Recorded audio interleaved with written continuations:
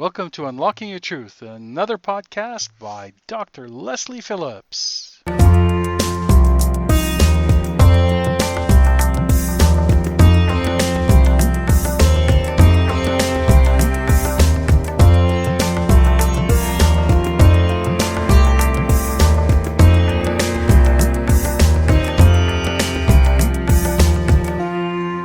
Everybody, and welcome to Unlocking Your Truth with Dr. Lesley and with Corey. Hello, everyone. So, we're broadcasting live again, and tonight's topic is going to be about psychic abilities. So if you're new to Unlocking Your Truth, I'll explain a little bit about the show. It's a radio show that broadcasts across the Fraser Valley on 101.7 FM from UFV, from the unceded territory of the Stolo Nation. And we also live stream on Facebook to our Facebook group. And the name of our Facebook group is Awaken Your Psychic Abilities Facebook group. And so we're hoping that you're all going to join us there tonight, and we're here ready and willing to answer your questions. And every week we have a different topic, and it's all under the umbrella of psychic abilities and intuition and anything really to do with metaphysics and spirituality. And so tonight's topic is psychic abilities. Yay! And the intuition development journey. Yay! Yay! Yay! So, yeah, come and join us and ask us all the questions that you might have about that. And, you know, I was thinking today about what to talk about.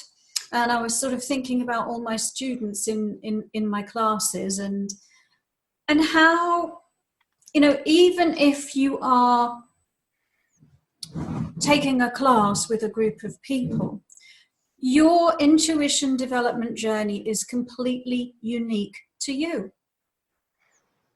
There's no other human being who is going to have the exact same experiences in the exact same sequence as you are.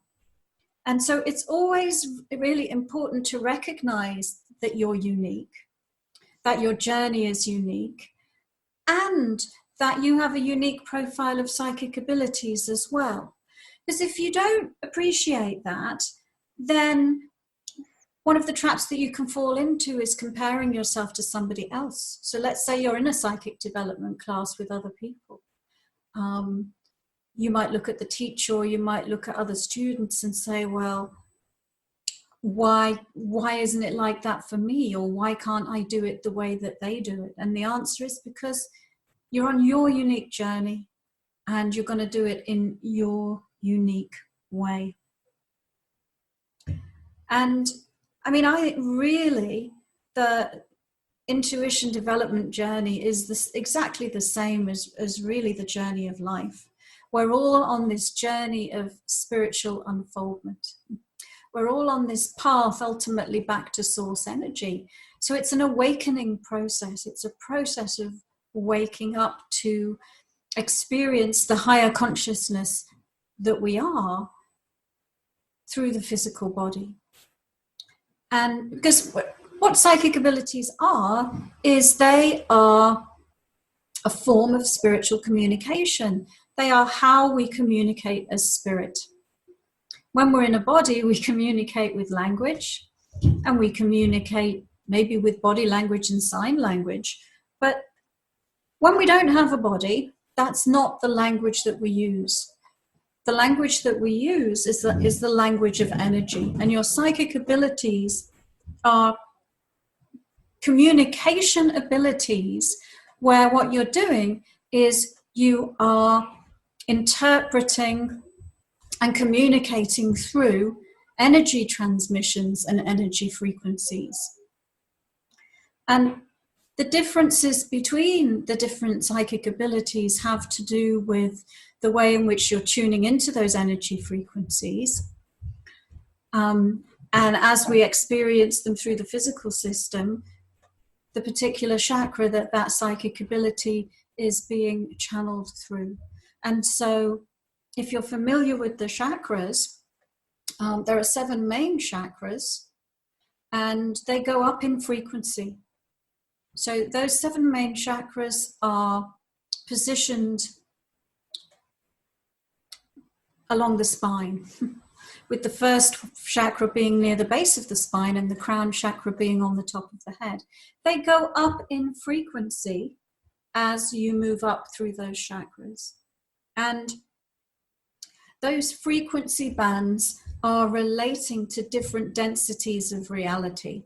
So the first chakra is relating at the lowest density of physical matter.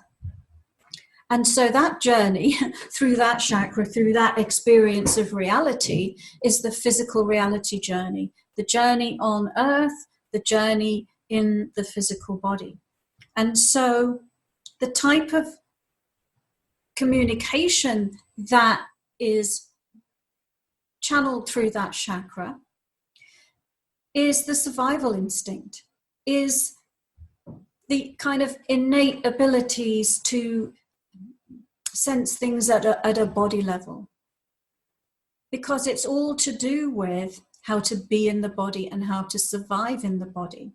So the first chakra has some information as well about healing, and it also has some information about manifestation, because that's relating to how we create in the physical world. But if we go all the way up to the crown chakra, that's relating to a higher frequency band of vibration. And that is the gateway to higher consciousness. And it is the doorway through which you can communicate with source energy, with your higher self, and with your angels and guides as well. And so different people will journey through the opening of the chakra system in a different sequence over many, many, many, many lifetimes. And so your focus you may come into this world and have a survival focus because there's some kind of birth trauma that happens to you, you know, and then you might have a family that's operating very much from the emotional levels. And so you'll be immersed in the aspects of the second chakra for a while and so on. But it doesn't always happen in the same order for everybody. It's totally and completely unique journey, which is unique to you. And the other thing about the intuition journey is that really we think it's about reading other people. And it is, and it can be. But it's all about you. It's a journey within your own self. It's a journey of you perceiving yourself, becoming aware of yourself, knowing yourself deeply, and deciding consciously about your life choices. And your psychic abilities can help you to do that. Your psychic abilities can help you to heal yourself, help you to clear out all the programming and any information that isn't yours, so you can get clearer and clearer about who you are and clearer about the choices that you want to make. And then you can also look at who and what shows up in your reality and have a clear concept about what's going on with those people or with that particular situation. I think when most people think about intuition, I think most people think about that gut feeling that they have, just that sense of, oh, I feel, you know, like the typical woman's intuition, as it's so called, or whatever you want to name it. I don't think they think of it as an inward journey in as much as they think of it as a stimulation or an outward stimulation towards them. So that, you know, it's like, oh, maybe I shouldn't go this way today because there might be traffic, you know. Yeah. Which is a little bit different than what you're talking about. You're talking it's much deeper, much more Yeah. internally effectuous. Yeah, it seems like there's you and everybody else, and there's you and everything else, and this is some kind of stimulus that's coming from outside of you. I guess it can seem that way. The gut feeling one that you're talking about, that's an aspect of the second chakra. Of course, that's located in that gut kind of area. And it's just when you get that kind of feeling about someone, you know, that this isn't a good person, even though they're pretending to be, for example. So I get your comment. I'm just trying to see what the question in that would be. Oh, the question basically for me is I understand it, but I think a lot of people misconstrue the word intuition as opposed to, or intuitive senses. They think of it as more of a physical outpouring of intuition, like it's more physical than it is spiritual. And Whereas it's actually completely non-physical. Exactly. That's why the word gut feeling has a very physical tone to it, has a very physical, when you think about it, the gut, you know, it's your gut. It's not my gut chakra feeling. It's my gut feeling, or I think, or I feel. I'm feeling. Even feeling is an emotional response, which is physical as well. And again, people look at that as being physical as opposed to being on the spiritual level. So what's your question? Just the point, just the question, just a point of clarification. I know that you're talking about that, but I'm just making a statement, clarity for the people that are listening in, that that what you're talking about is actually the same thing when you're talking about gut feeling or intuition or psychic abilities. They're all spiritual gifts. They are how you communicate as spirit. They're a form of spiritual communication, and they're non-physical. They're how we communicate as spirit in the non-physical form, and we can channel those abilities through the physical system to become awake and aware.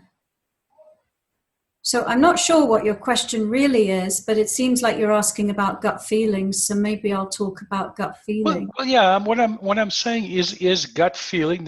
What we're talking about is it intuitive.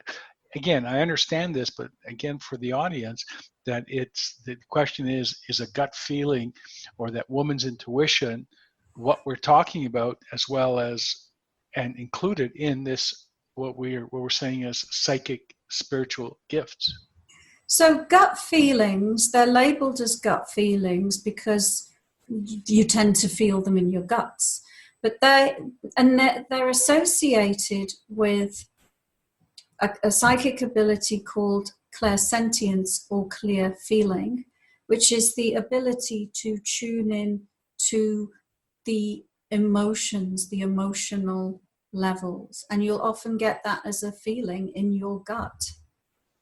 Women's intuition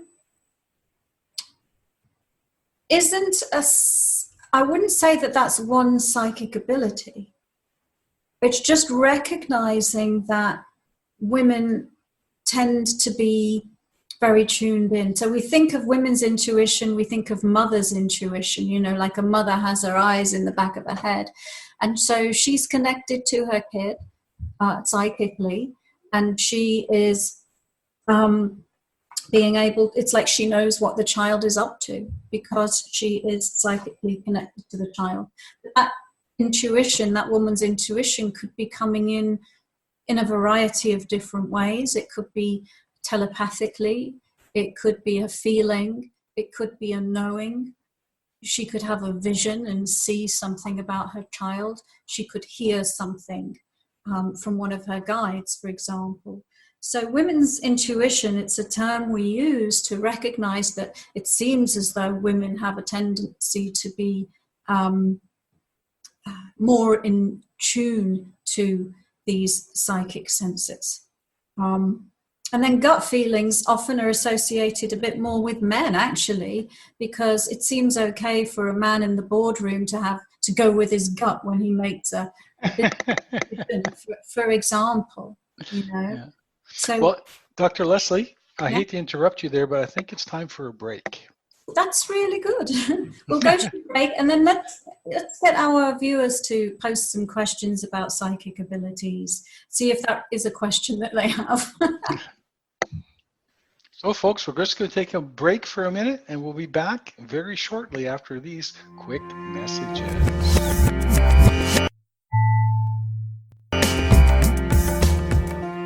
Welcome back, listeners. You're tuning in to Unlocking Your Truth with Dr. Lesley, a talk show all about metaphysics and spirituality. And tonight we're talking about psychic abilities and the intuition development journey. And one of the things that I wanted to validate was that in one sense, we're all on a similar journey. In another sense, we're all on a completely unique journey. Each person's life unfolds in its own distinct way. Each person journeys through the chakra system in their own unique way, and also has their own unique profile of psychic abilities that are completely relevant and appropriate for who they are and the journey that they are on. And so, and I was also saying, and maybe it was confusing for people, Corey seems to think so, that, it's an internal journey. And why is that? Because actually you create your reality. You are high vibration consciousness. You are spirit. You are not your physical body. And you are a co-creator with divine source. And so everything that shows up in your reality is a reflection of you back at you. Therefore, you are journeying through yourself. And, maybe I'm being a bit, highfalutin there, but it's my truth. You're highfalutin, are you? I don't know what the word is. So does anybody have a question yet, Colin? I've just asked folks if they have a question. There was some questions posted on the Facebook group this week, and one of them was from a lady who asked, I think she was called Stacy, and she said, what does it mean when somebody comes to visit you and they smell like cat pee, but they don't have a cat? Strange question, but I'm going to answer that from a psychic perspective, which is to say, some people do experience a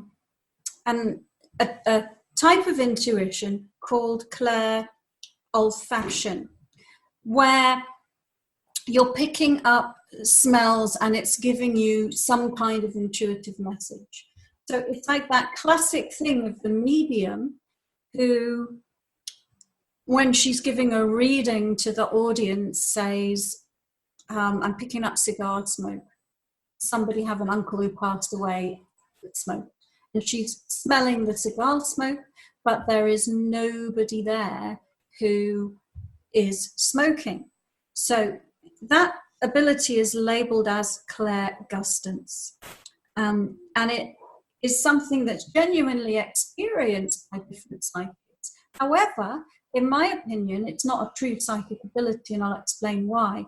The reason it's not a true psychic ability is it's not channeled through the chakras.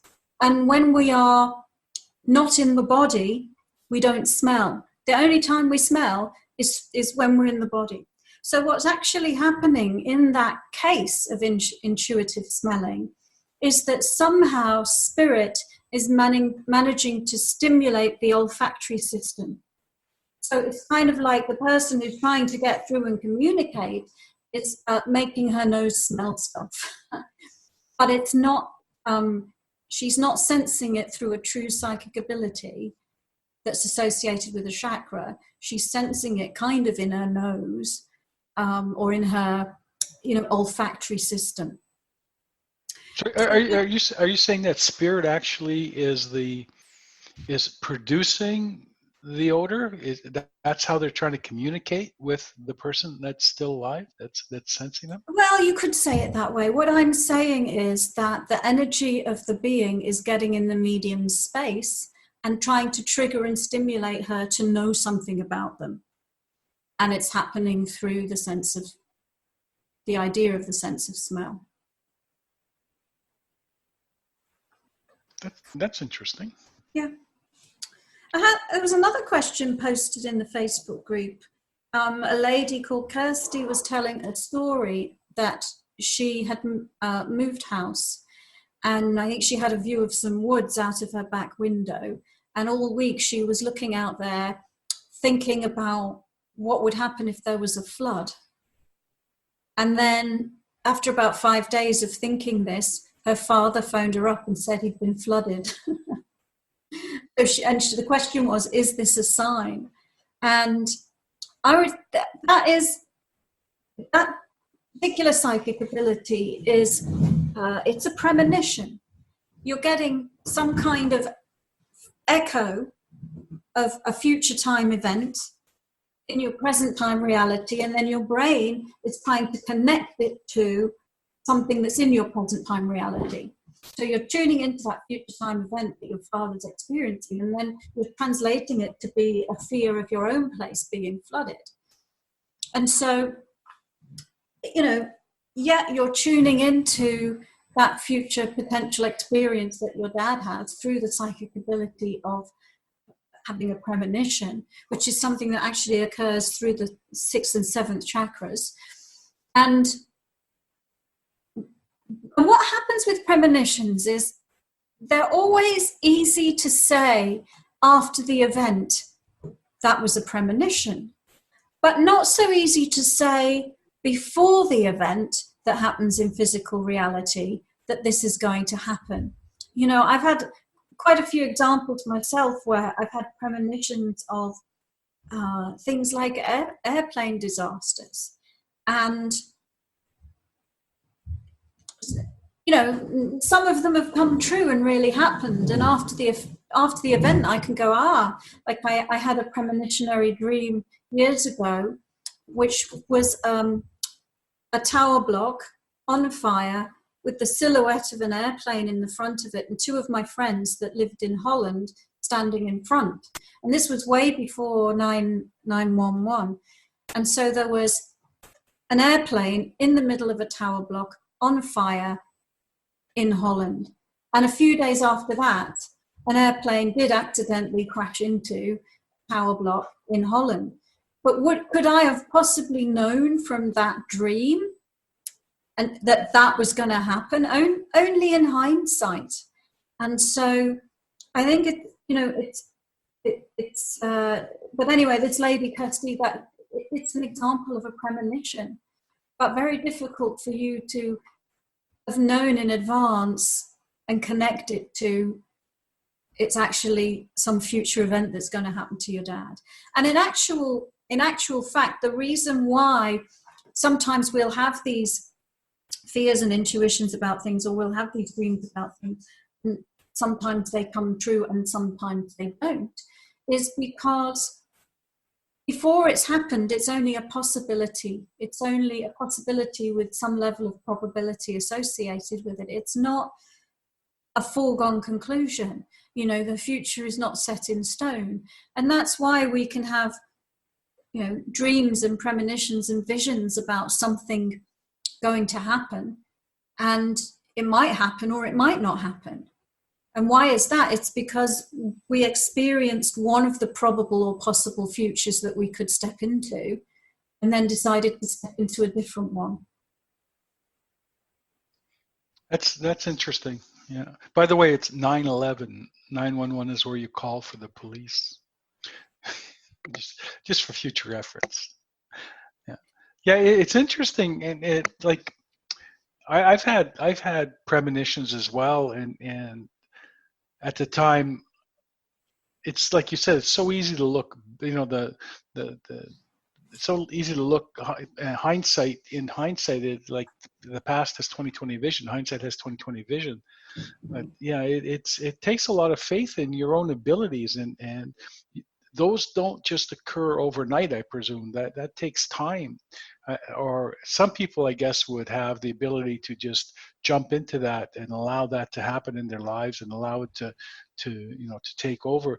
But I would think in most cases, would you find that people really need to work on this before they can have faith in it? And do you have, like for yourself, do you have faith in all your premonitory experiences or premonition experiences? Well, I was going to answer that in general as psychic abilities rather than premonitions. Right? I mean, so, but I can answer it for both. So, yeah, it's something that we work on, and it's something that does take time, because what you're actually working on is being embodied, becoming enlightened, bringing your consciousness shining through the physical body and clearing all the interference between clearing all the interference for that happening, because a lot of people have a lot of junk in their system. So the psychic development path, it's a dualistic path where you're healing yourself in order to cleanse your system enough, to raise your vibration enough to be able to tap in and tune in to these things. So it's not just about having faith, it is about doing the work. It's like anything. If you join the gym, but you don't go to the gym, well, your body isn't going to get toned up. But if you go to the gym every day, then it will. And so developing your psychic abilities is a bit like that. If we lived in an enlightened society and we arrived as babies, and our parents validated our psychic abilities and taught us meditation techniques when we were when we were little, then yes, it might be like you were describing, but it's not like that right here, right now. Maybe one day it will be. But the way it is now is that there's a ton of programming, and there is a heavy, heavy focus on the physical nature, the physical body. People have mostly lost sight that they are spirit. And remember, the psychic abilities belong to you as spirit. They're not part of the body. It's not the body having the psychic ability. It's you, the spiritual consciousness, waking up within the body and becoming aware through your psychic abilities. And so to answer the question in general about psychic abilities, to really tune in and tap into your psychic abilities frequently, consciously, at will, when you want, then it takes a little bit of learning how to do that and clearing your space so that you can do that. And eventually it becomes second nature. And, I would say for probably all my students who take my Unlock Your Intuition course, they're using their psychic abilities within, by the end of the first few sessions, so it's not something that has to take a really long time, but it does involve discipline and commitment to meditate. The method of awakening your psychic abilities that's tried and true throughout centuries and thousands of years is meditation. And so if you don't want to meditate, then because what meditation does is it tunes out the physical world so that you can tune into the spiritual world. It tunes out all of that noise and interference from the physical world, and it helps you see where the interference is within you so that you can let it go. But if you're all hyped up on the physicality, your adrenaline, your sex drive, your anxiety, your stress, your physical life taking up your mind space, then that's taking up your bandwidth. And it's going to be hard for that intuitive aspect to make its way through. And then to switch the question to answer it about premonitions, well, as I explain, A premonition is tuning into a future potential, not a future certainty. And so if I tend in my readings to prefer not to predict the future for people, but if I ever make an exception to that, which I do very, very occasionally, I will attach a probability to what I'm seeing. You know, let's make something up. Let's say somebody says, when will I move house? I can look at the energy path and say, well, it looks to me like in 3 months' time, and say 67% likelihood that it will happen in 3 months' time. Because it's you create your reality. So when you move house or whatever it is, depends entirely on you and your energy. And if you change your energy the next moment after I've said that, then it's going to change what future reality shows up for you. So that's why sometimes when you can go and see a good psychic who predicts the future, they can still be wrong, because predicting the future is, and in my opinion, actually, what it does is it can disempower the person who's receiving the reading, because it infers that they have no control over their reality, when the absolute opposite is true.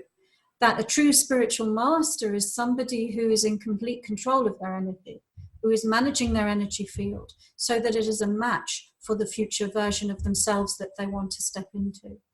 Now, the other thing I feel like I probably should talk about while we're on this subject, because that answer was really focused on the personal, individual reality. But of course, there's a mass consciousness level. So if you're having a dream about an airplane disaster or a volcano going off or something like that, then that's more on the planetary level or the mass consciousness level.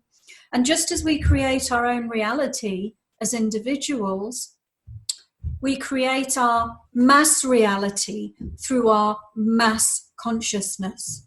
And so there are potentials in our reality that are kind of hanging around because that's the way the majority energy is.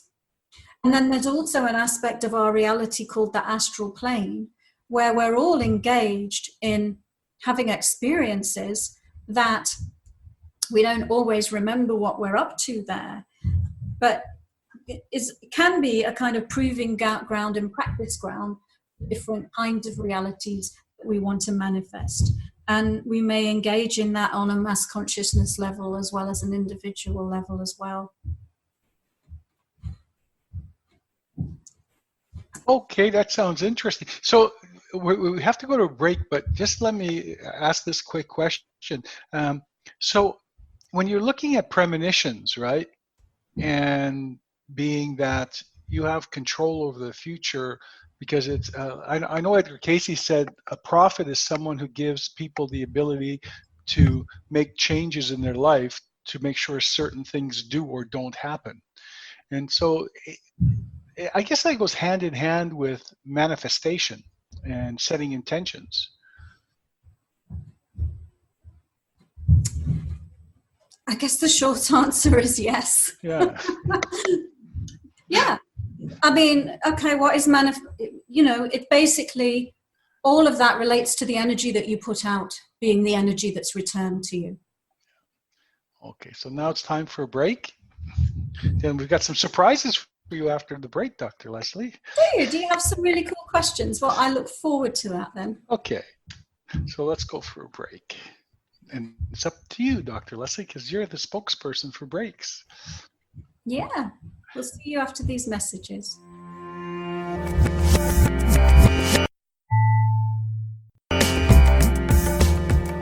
Welcome back, listeners. You are tuning in to Unlocking Your Truth with Dr. Lesley and with Corey. And we're broadcasting on 101.7 FM across the Fraser Valley. And of course, we live stream now as well on our Facebook group, the Awaken Your Psychic Abilities Facebook group. And so we always like to open up the floor to our listeners' questions. We've had a little bit of a a meandering journey around a few different things that relate to psychic abilities and to the intuition development journey. Yes. So what I did is I opened up to the floor that if anybody had any questions and or you could do mini readings for people Oh, yes. after the break. And I've got 3 folks, and we'll go in sequence as they came in. Okay. And the first one was from Letitia, who says she's always interested, and she says, can Dr. Phillips tell if a person is highly sensitive and has the chance to be highly intuitive or a medium, or is it kind of like everyone has the same chances for the same end result? So, yes, I can. If I you think go on, she might be asking if what you think about her. I'm not sure. no, I'm sure she is, and I will Yeah. answer that. Okay. So what I was going to say is that there's a special type of consultation that I do called the Psychic Ability Blueprint. And that Psychic Ability Blueprint is to give each individual that gets one their unique profile of psychic abilities and an idea of their potentials that they brought through this lifetime and how they were planning on using them to support their life purpose. And we go through 22 different psychic abilities and we look at the ones that are most in emphasis in your chart for this lifetime. And so, that's a really, really cool thing to do. And by the way, it's been on special actually the whole of this year, but come the 31st of December, the price is going to go up. So it's actually worth people, if you're interested in that, getting in now. So yeah, in that reading, we actually take a journey through your whole chakra system and all your different psychic abilities and talk about all of them. But right now, and of course, you know what? So we all have psychic abilities because we're all spirit, but we all didn't come here on this particular lifetime to emphasize them necessarily, But I know lawyers who are psychic and, people in different professional positions who use their psychic abilities. So let's take a quick look at Letitia, and we'll just do a really quick look at your chakras and see what lights up to talk about. One of the things that I see, which is in the last couple of weeks, I'm seeing a lot because we've had a big planetary shift in the last couple of weeks. People are really letting go of a lot of stuff. So I actually see for all of your chakras, you're letting go of a lot of stuff. But I guess the one that I would emphasize, just to give you a quick mini reading, would be your crown chakra. Because I'm seeing that the crown chakra is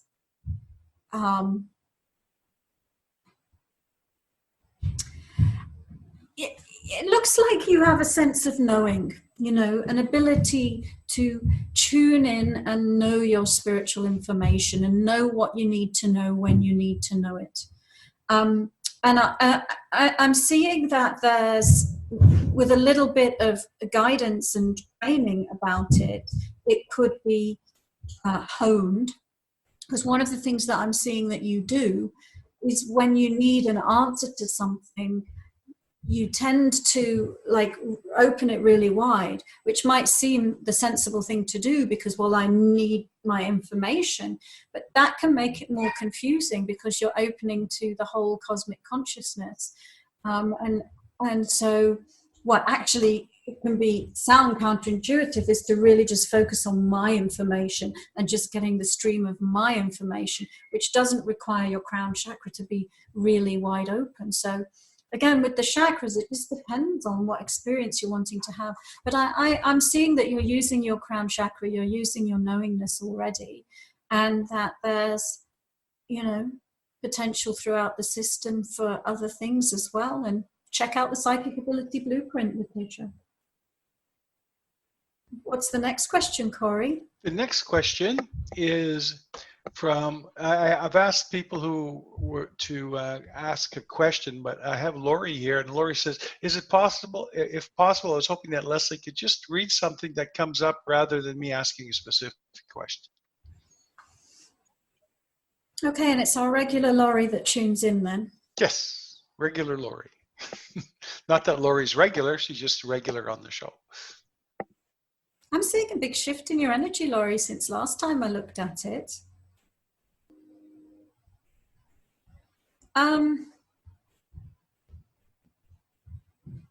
Your energy is looking pretty bright to me. Let's see if we can give you... What I was going to do is look at your main growth cycle, but what showed up was just this really bright light. So give me a moment. The last couple of weeks, I've seen this big shift happening, and I've seen a lot of people like doing these big dumps of past time energy because the planetary energy shifted, and a lot of the old energies that we've been carrying around are not a match for that. And it looks to me like you've done that, and then you've brought in some really high vibration energy that you are looking to kind of fill in the space with, and but it feels like you're pregnant with it, or you know, and so it's like you've attached it to yourself. It's not fully integrated, and what would really, really help you is to be more grounded. Grounding would really, really help you. So what I'm seeing is your energy looks great. It looks to me like you've made a shift, but possibly feeling overwhelmed as a consequence of it. Therefore, ground more. So we have another question. Sorry, I had to come off of mute there. I lost the mute button. Yeah, we have another question. And this question is from Carol. And Carol says, when I meditate, actually she leads right into what you were just saying. When I meditate or try to ground, how important is breathing? Well, breathing is very important. You stop breathing and all the meditation in the world won't help you. So she says, is there a technique I should use to breathe?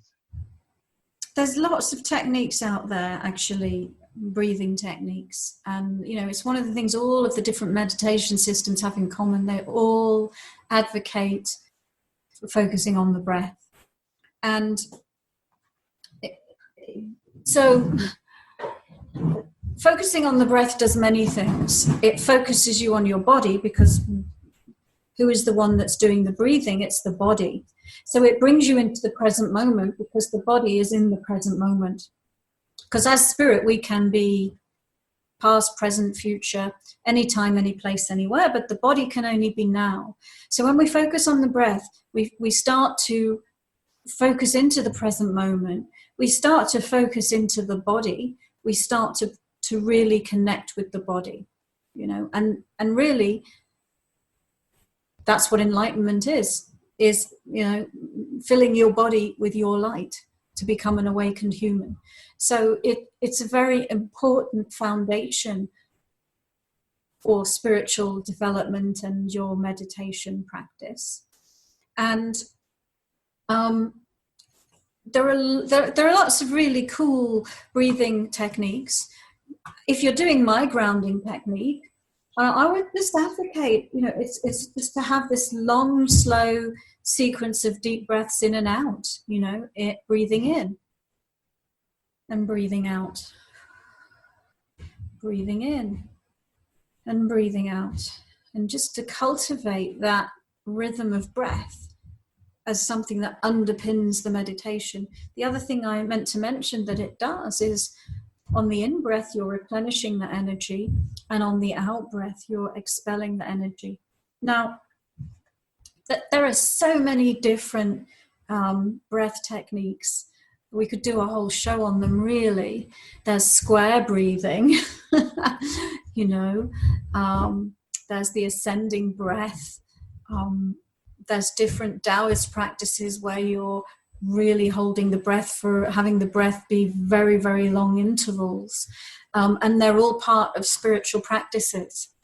The square breathing will help you to reset your energy. It's a really good one if you're feeling out of sorts. Let's say you're at work and it's all overwhelming, and if you can just grab 5 minutes to go into the stationery cupboard or somewhere, or your office, and just 2 square breathing, where you're breathing in for the count of, I think it's the count of 4, and then hold the breath for the count of 4, and then breathing out for the count of 4, then hold the breath for the count of 4, and do that 4 times. It will reset your energy. You will feel a lot better after you've done that. And then there are other breath techniques where you're scanning from your feet to your crown as you're breathing in and out, and relaxing the body as you're breathing out, tuning into the different parts of the body because you're breathing down into them and up out of them. There are other breath techniques that use the breath to help you with the activate and flow the Kundalini energy. So I would say the short answer to your question is yes, it's good to have a regular breath as you're practicing grounding. And in fact, in my Unlock Your Intuition course, although it's not the main part of the course, we have lots of subsidiary materials and workbooks. And so there is a few different breathing exercises that you are given to practice. But what I would say is, with some of these things, it's just does it work for you? If it works for you, then that's great. What works for one person doesn't necessarily work for everybody. I hope that answers the question. Yeah. Letitia just said later on, after you read her a little bit, she said that she's always felt her strong sense of just knowing. Yes. And Lori also replied to your mini reading that says, that makes sense, Lesley. Thank you. And then Letitia has another question. Sure. This is one of your favorite questions. How long have you been psychic intuitive where you knew you were awakened, Dr. Lesley and or Corey? I've got a couple of answers to that. One is all my life. Because when I was a small child, I used to see energy, and I can remember, when your mum tucks you up in bed at night and the lights are off, I can remember seeing lights everywhere, just all buzzing around. And I remember asking her if she saw them too, and she said no. And I kind of learned that not everybody sees these things that I see, so I dialed them down. And I had, my family thought that education was really important. So, I ended up with a PhD. I ended up with a very intellectual path. And so, for many years, my focus was really on my intellectual development. But the thread of connection that stayed alive within me was through my dreams, because I always kept a dream diary. And through my dreams, I experienced premonitions. I experienced my own past lives, experiences with people I knew today, but in different bodies, different times, different places. I met with my spirit guides. I had all sorts of things that I was aware of because I was keeping a dream diary that piqued my curiosity and sent me on a journey, when I was still in my 20s, I would say, to find, there's more to this and I want to find out more. And so I met other people who were really into dream analysis. We trained ourselves to consciously, lucidly dream, meet each other in our dreams and do all sorts of amazing things like that. But through those people, I met other people, and I met various teachers along the way that helped me reclaim my psychic abilities. And so, I say, for really the last 20 years, they've been full on. And I've been reading people and teaching over that period of time. But it took a little bit of time for me to reclaim them, because I had focused more on the intellectual side. And that's one of the strongest things of the body, is the intellect. So it takes a little bit of time to learn how to stop operating as a body through the emotions and the intellect, and start operating as spirit through the psychic abilities. I fully answered that question, by the way. I think there might have been a piece that I missed there. Oh, I think you answered it pretty well. I have another question, and we've only got 2 or 3 minutes left, Dr. Okay. Lesley. This is and it's a question from Callie, and Callie wants to know: Is a spiritual awakening Is a spiritual awakening often destructive to the individual? Just curious, because mine began at 18, and I think I finished around the end of being 23. Is it destructive was the question. Well, the first thing I would say is your spiritual journey never stops. As long as you've got a body, it's never going to stop, because the whole point of being in a body and being on this planet is that we are constantly having new experiences. We're constantly expanding in consciousness. So I would say that I'm not sure why you think your spiritual psychic development journey finished, but I don't think so. And then, was the question, can it be destructive, Corey? Yeah, it's basically, can it be? I don't think we can give her the best. I don't think we can give her the best answer to her question in 2 minutes. I think maybe if we can ask her. Let me say something then. Yeah. You know, sometimes it can be a shocking experience, especially if it happens through a Kundalini awakening. And that's why it can be really important to have a meditation practice to prepare the body and a teacher who can help you with it. So people do have shocking experiences in their awakening, depending on how well they've prepared for it. Let's say it that way. I agree totally. And it looks like we're at the end of the show again, Dr. Lesley. Yeah, well, it's been a delight. And for all of our listeners, please do write in with your suggestions on what you would like us to cover in the show. And we're going to be focusing a lot more on psychic abilities because I've got my book coming out in about 4 months' time. Yay.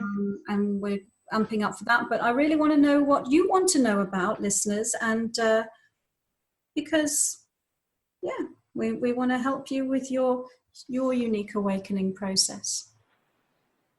Sounds great. See you next week. See you next week.